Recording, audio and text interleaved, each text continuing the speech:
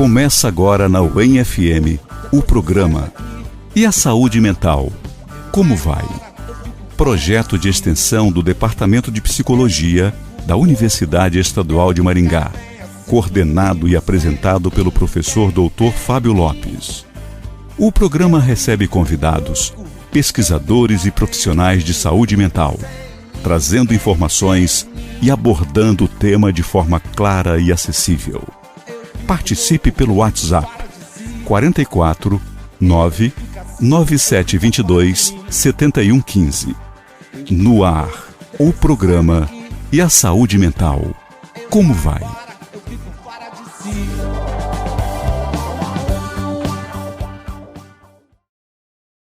Sejam todos e todas muito bem-vindos e bem-vindas. Está começando mais um programa de entrevistas pela nossa rádio universitária UEM FM 106,9.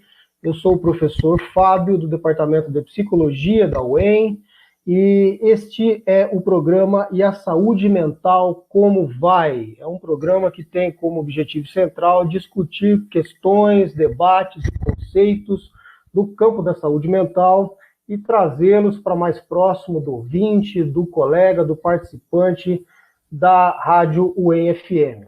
Bom, nós temos dois canais de comunicação, de participação do ouvinte, que são um e-mail e um WhatsApp. O e-mail é easaudemental, como vai, @uem.br, e o WhatsApp é o 44 99722 7115, novamente 99722 7115, e esses canais de comunicação são para que vocês possam mandar perguntas, dúvidas, questões, críticas e sugestões de temas e debates que a gente possa fazer aqui. Bom, mais um programa hoje. Eu tenho a honra e o prazer, a satisfação de contar com uma amiga. Não vou te chamar de amiga, Rita, você me dá licença, né? A gente já teve contato lá no CNP, em Brasília, uma vez. É uma honra, um prazer estar contigo aqui. A Rita Almeida é psicóloga, psicanalista em formação, mestre e doutora em educação, é psicóloga clínica, trabalhadora da rede de saúde mental do SUS por mais de 20 anos, é professora de pós-graduação, conselheira pelo Conselho Regional de Psicologia de Minas, o 04, e escritora. Rita, muitíssimo obrigado, satisfação, honra, prazer. Eu quero te perguntar muitas coisas, né, sobre essa conversa que nós teremos sobre saúde mental. Eu vou começar com uma pergunta, com uma proposição que tem começado as entrevistas, porque não há como fugir, o que é a pandemia. É um assunto que não dá para simplesmente a gente começar a falar de saúde mental, naturalizando tudo aquilo que está acontecendo neste já um ano de pandemia, e o Brasil sentiu mês a mês o agravamento da sua tragédia, a ponto de que é até evidentemente difícil falar sobre isso nesse momento, em que a gente supera aí a marca dos 4.000 óbitos por dia decorrentes da Covid-19. Evidentemente que a gente está falando de um trauma social, de um trauma na saúde, num trauma na cultura. Isso vai ficar uma ferida, e a pandemia atravessa a nossa saúde mental. Então eu gostaria que a senhora começasse por isso, né, por essas relações, em que medida a gente pode olhar para a saúde mental das pessoas neste momento e, é claro, apontar algumas saídas. Obrigado, por favor. Olá, Fábio. Olá, ouvintes da Rádio FM, né? E poderíamos estar com temas melhores, né? Mas vamos aí nesse tema que é o tema urgente da hora, né? Mas, de toda forma, sempre falar de saúde mental é um tema importante, né? Porque isso sempre atravessa a nossa vida, né? E agora, talvez, mais do que nunca, a gente entende a importância, né? De estar com a saúde mental razoavelmente em dia, né? Você falou de um termo que é o trauma, né? O trauma é um conceito importante, assim, para a gente que é da área psi, né? Que o trauma é isso que oferece uma espécie de corte, né? Uma espécie de impacto, né, na nossa vida, de algum modo, né? E o trauma em si, né, é uma questão interessante, né? Porque o trauma em si, logicamente, tem traumas mais ou menos graves, né? Traumas mais ou menos importantes ou traumas mais ou menos traumáticos, né? Mas a questão também é o que se faz com o trauma, né? Como que a gente pode, como é possível lidar com esse trauma, o que que a gente faz com ele. E aí tem uma questão interessante, né? Que a gente está vivendo um trauma coletivo, né? Não é um trauma individual, né? Como geralmente a gente trata, que é o trauma de cada um. Lógico, né? Que a pandemia, cada um vive a seu modo, cada um vive com as suas angústias, né? Cada um vive com a sua forma, né? De viver, né? Tem pessoas que estão muito mais impactadas que outras, né, muito mais traumatizadas, né, com essa situação do que outras, né, pessoas que perderam pessoas mesmo de fato para a morte, né, eu não tive, por exemplo, nenhuma pessoa da minha família mais próxima que faleceu, né, a gente sente cada vez mais próximo, né, a morte, né, mas eu não tive nenhuma perda, assim, muito próxima, né, então, a morte, o trabalho, né, pessoas que perderam o trabalho, tanto por conta de terem sido mandadas embora, quanto com própria condição de trabalho não foi possível, né, nessa situação agora. Então, a gente está vivendo esse trauma individual, que cada um vive a seu modo, de acordo com a sua possibilidade, característica, classe social, né? Obviamente, sempre os mais pobres, né, ficam mais vulneráveis a esse trauma, mas a gente está vivendo um trauma coletivo, né, enquanto mundo, né, planeta, é um trauma de escala planetária. Talvez a nossa geração, ou até mesmo a geração, né, que está viva, né, nesses tempos, nunca tenha vivido um trauma dessa ordem, né, com tanta intensidade nessa escala planetária. E aí, quando é um trauma dessa ordem social e política, é muito importante, né, que os governos, né, é muito importante que as instituições, elas cumpram o seu papel, né? Então, assim, por quê? Porque nesse momento existe o que cada um pode fazer, né, para lidar com o seu trauma na sua micropolítica, na sua família, ali no seu, né, na sua miudeza cotidiana, mas existe um trauma que é um trauma, isso, né, que é um trauma geral, né, e isso é preciso que os governos e as instituições se responsabilizem, né? Então, por exemplo, nós somos, né, psicólogos, né, e a gente vê o esforço do nosso Conselho de Psicologia de poder responder a esse trauma institucionalmente, né? Para quê? Para orientar os psicólogos, para orientar melhor a sociedade, como lidar com essa situação, né? Para se posicionar politicamente, né? Diante da morte, diante do desamparo, né? Então isso é um papel importante que as instituições devem cumprir. E muito mais o governo, quer dizer, quando é que se precisa mais do governo? É exatamente da classe política, né? E dos governos, tanto municipal, quanto federal, quanto estadual. É nessa hora, né, que o trauma e o desamparo se abate sobre nós, né? Então, é nessa hora que os governos eles precisam de tomar medidas, eles precisam se posicionar, eles precisam criar protocolos, eles precisam criar modos de funcionamento que sejam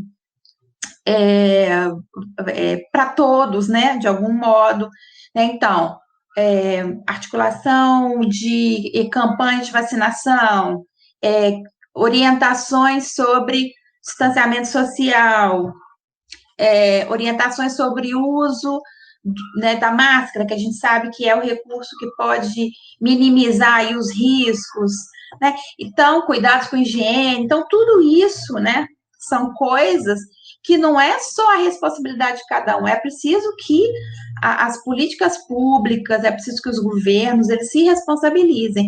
E, lamentavelmente, assim, eu acho que lamentavelmente é uma palavra pequena para descrever né, o horror que a gente tem vivido, que é ter um governo federal, especialmente, né, e o Ministério da Saúde completamente equivocados, para dizer também uma palavra bem, bem Bem rasa, brando. assim, né, bem branda, Perfeito, bem perfeito. boa, para eu ser bem boazinha, assim, na minha primeira resposta, não começar, né, muito... Sim, não, perfeito. E isso a gente viu que o brasileiro, inclusive, teve a sua condição de equilíbrio agravada por conta da ausência dessa segurança, de clareza, de diretrizes, e isso se faz sentir, inclusive, entre profissionais da saúde e na área da saúde, o que fica mais ainda surpreendente, né?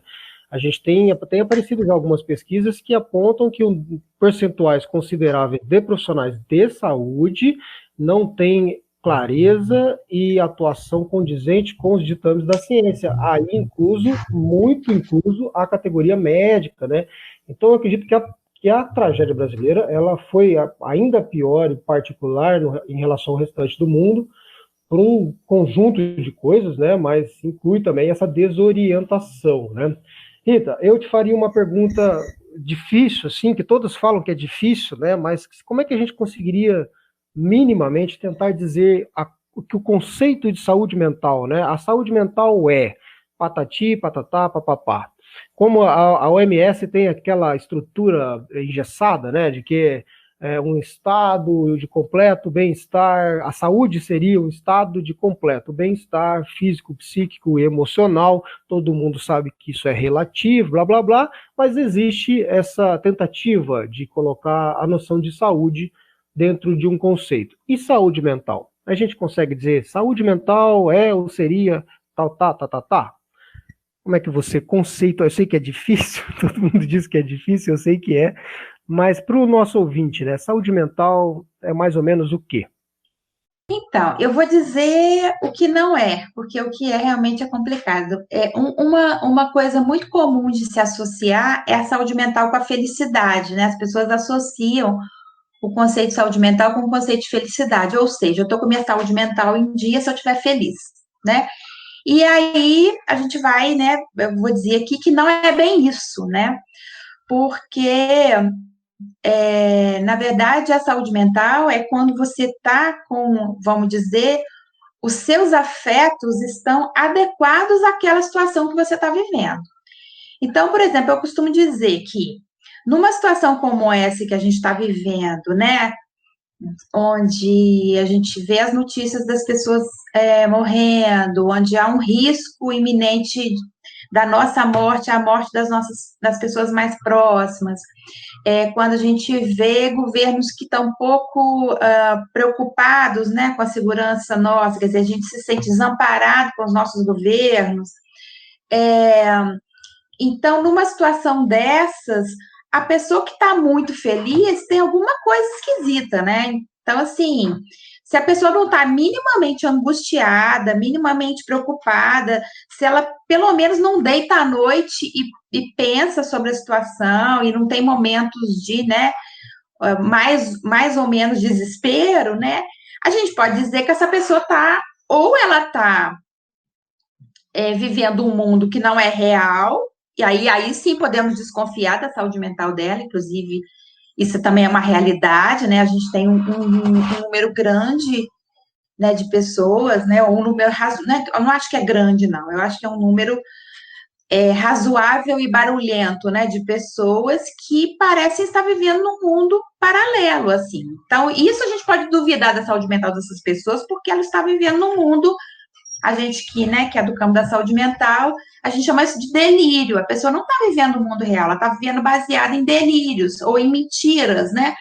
Às vezes a gente não sabe muito bem se a pessoa está delirando, ou, quer dizer, acreditando mesmo que aquele mundo existe, que a característica do delírio é essa. A pessoa não está mentindo, ela está acreditando mesmo que aquilo é uma verdade, né? Ou se ela está numa espécie de cinismo, né? Numa mentira, vivendo numa mentira e alimentando essa mentira exatamente para não ver a realidade, que é horrível. Então, a gente sabe que na psicologia, a gente sabe que esse é um recurso que a gente usa, negar a realidade é um recurso que a gente usa às vezes para dar conta de uma situação muito traumática, né? Então, a gente finge que não está acontecendo, né? Quem nunca disse assim, ai, não me conta isso, não quero saber. Todo mundo já disse isso alguma vez, né? Só que quando a gente usa isso como mecanismo de funcionamento diário, a gente não está com a nossa saúde mental em dia, tem alguma coisa estranha. Então, assim, estou dizendo isso para dizer que as pessoas que nesse momento agora estão vivendo situações de angústia, tristeza, né, preocupação com o futuro, incertezas de toda a ordem, elas não estão necessariamente com problema de saúde mental, elas estão sim com afeto adequado a esse momento. Esse momento é um momento traumático que não é para a gente viver. Porque, inclusive, quem está muito feliz, alegre, saltitante, está aí viajando, né, indo para o shopping, sei lá, fazendo o quê, não está preocupado com máscara, não está preocupado em cuidar da saúde sua mesma e do outro. Quer dizer, essa pessoa oferece risco para si, né? A pessoa que está vivendo nesse mundo encantado que não existe, né? Ela está oferecendo um risco para si mesma e um risco para outras pessoas. Então, essa sim é que eu, né, no meu entendimento de saúde mental, essa sim é que não está legal, não está bem com a saúde mental dela, está colocando em si outro risco. Perfeito. Não aquela que está triste, preocupada. Entendi.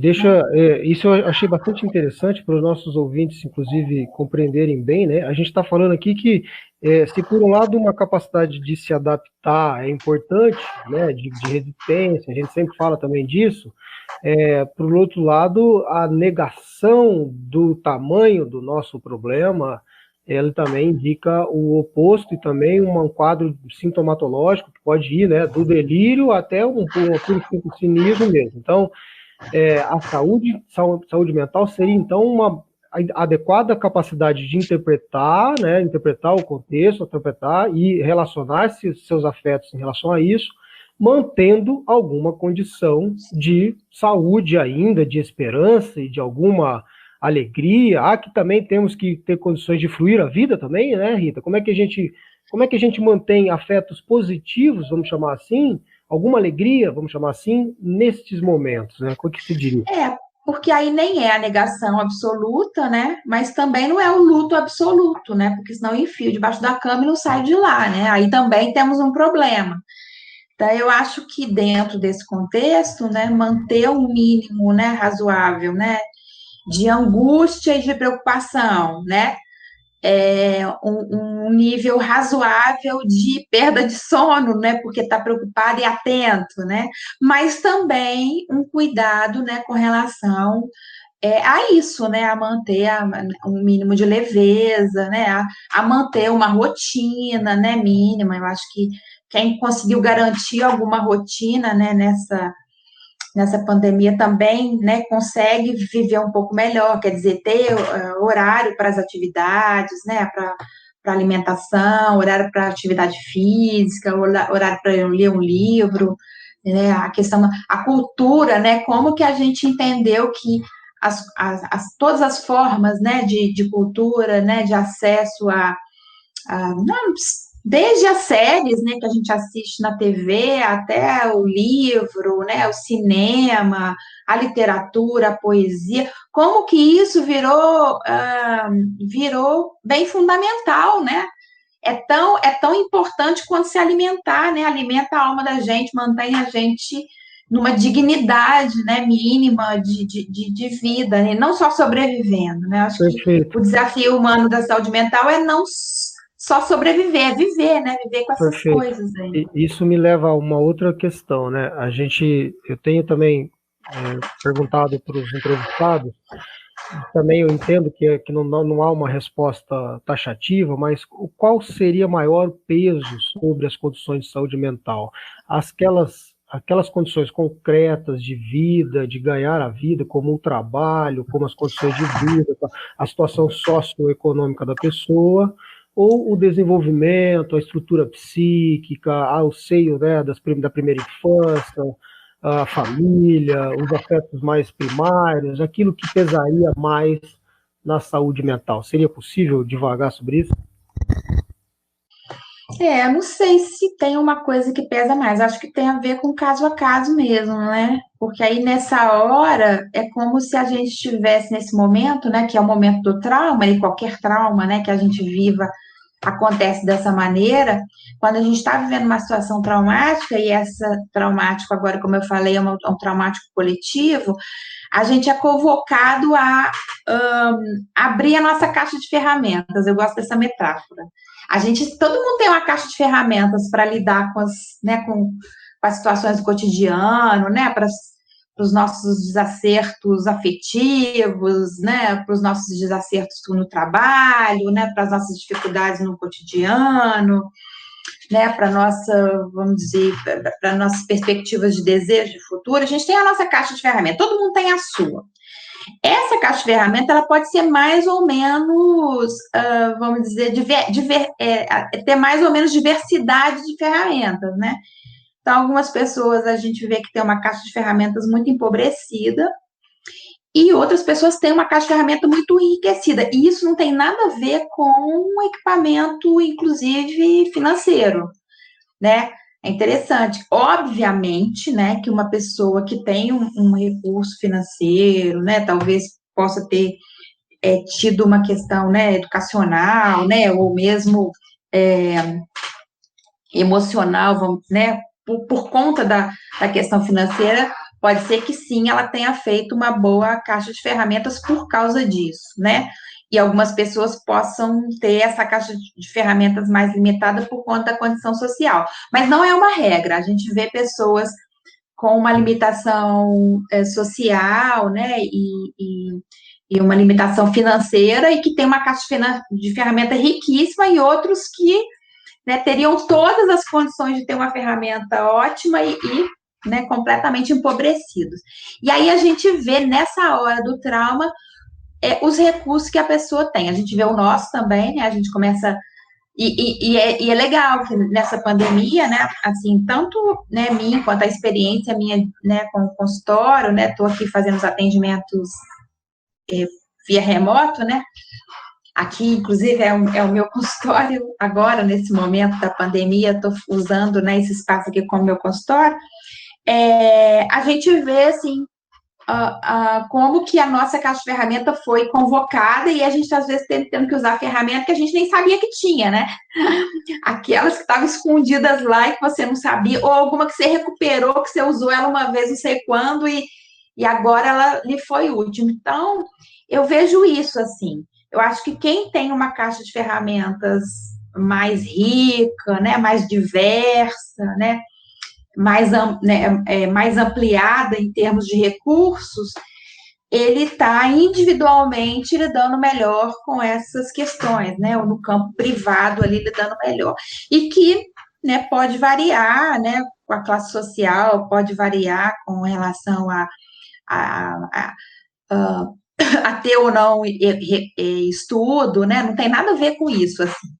Então, acho que essa caixa de ferramenta, eu tenho sentido, escutado isso, que ela faz muita diferença nessa hora.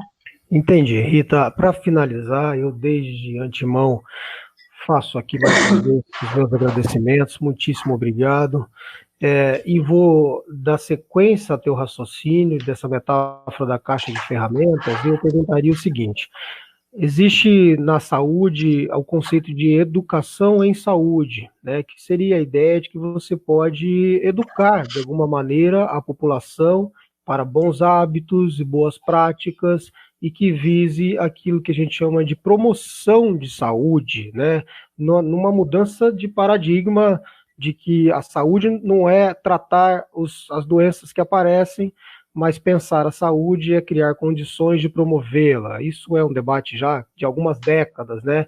Que inclusive é sobre esse raciocínio que o nosso Sistema Único de Saúde se constrói. Eu perguntaria se a semelhança de educação em saúde, a gente pode pensar em educação para a saúde mental, visando, de repente, aí a construção de possibilidades dessas caixas de ferramentas sejam mais acessíveis às pessoas? O que você diria? Esse é um campo, inclusive, bem, assim, polêmico, né, no campo nosso, né, pelo menos da psicanálise, né, que é a ideia de prevenção, né, essa pergunta, é possível fazer algum tipo de prevenção, né, com relação ao trauma, por exemplo, né? Porque isso pode parecer, Fábio, esse que é o cuidado que eu quero trazer aqui, como se a gente pudesse, nessa ideia de prevenção, e por isso que eu gosto da ideia de caixa de ferramenta, a ideia de prevenção é como se a gente pudesse criar um meio totalmente asséptico e totalmente isento de traumas. E aí sim a gente faria um sujeito saudável. E isso não se configura como uma verdade. Pelo contrário, às vezes, as pessoas também que viveram muitos impactos de vários traumas, elas enriqueceram essa caixa de ferramentas por necessidade, né? Então, criar um mundo limpinho, cheiroso e asséptico, né, principalmente com relação às nossas crianças, não vai ajudá-las a ter uma relação melhor com a saúde mental delas no futuro, né, ou não vai enriquecer a caixa de ferramenta delas. Obviamente que existem traumas e tropeços, né, que não oferecem, não enriquecem nenhuma caixa de ferramentas, pelo contrário, né, ela arranca, né, qualquer possibilidade daquele sujeito ter uma caixa de ferramenta, é o contrário. Então, assim, dentro desse limite, né, que eu coloquei aqui, que não é criar um mundo isento, né, que também não é, vamos dizer, fazer como está acontecendo agora, quer dizer, diante de um trauma, você impõe à sociedade um trauma maior ainda, porque é um governo que não se responsabiliza, né?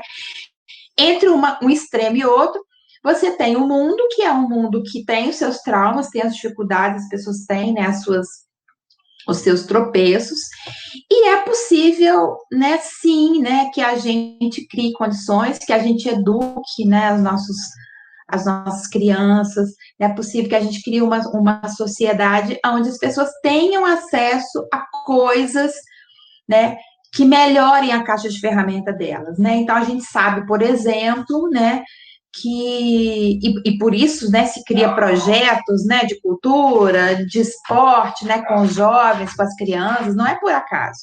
É porque isso sim abre possibilidade de ferramenta para essas crianças, né, que não é o abandono completo, né. Então, elas podem viver, né, numa situação, às vezes, de muito precária, né, em termos sociais, em termos de familiares, mas elas tendo esses recursos, né, elas tendo acesso, né, esses projetos, por exemplo, pensei nesses projetos sociais, né, de atividade física, né, de cultura, lazer, né, obviamente que isso cria ali um ambiente onde elas podem colocar na caixa de ferramenta dela coisas que ela talvez não tivesse acesso, né. Eu trabalho com saúde mental, trabalhei com saúde mental há muitos anos, né? E com pessoas, né, com transtorno mental que viveram trancadas no hospital psiquiátrico por 20, né, anos, 30 anos, né, pessoas que viveram uma vida, e a gente teve essa experiência, né, a nossa geração da saúde mental teve essa experiência de reformular esse modelo, né, e de tirar essas pessoas do hospital psiquiátrico, que moraram no hospital psiquiátrico, perderam todos os vínculos, né? Então, pessoas que tinham caixa de ferramenta nenhuma, zero, ou quase zero, né?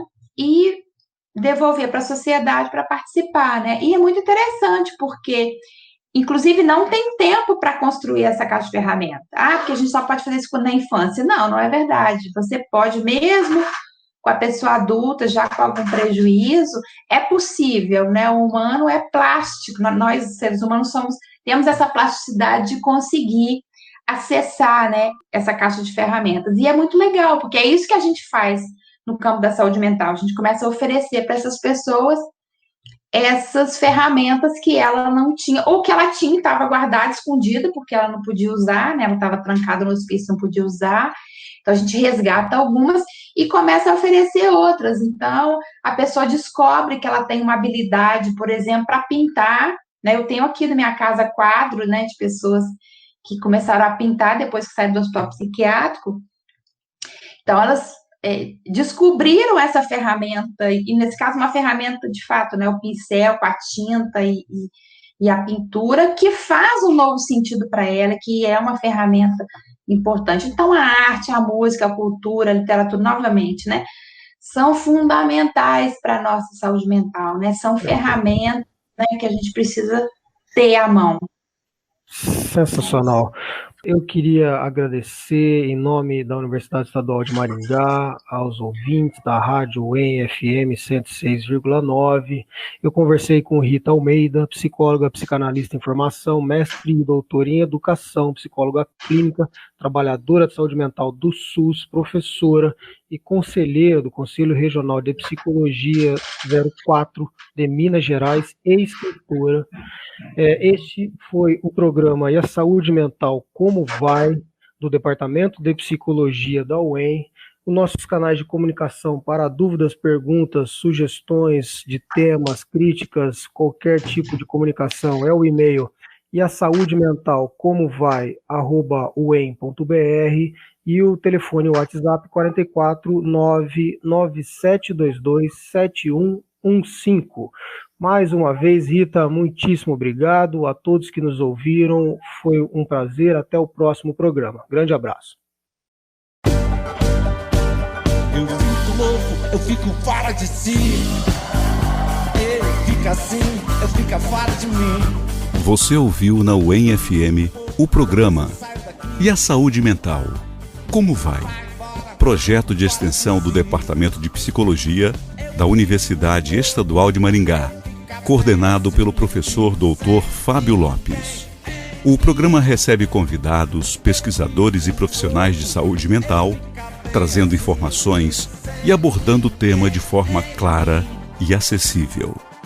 Participe pelo WhatsApp 44 99722 7115. Programa E a Saúde Mental Como Vai? No ar às quintas-feiras, à 13h, com reapresentação aos sábados, às 8h.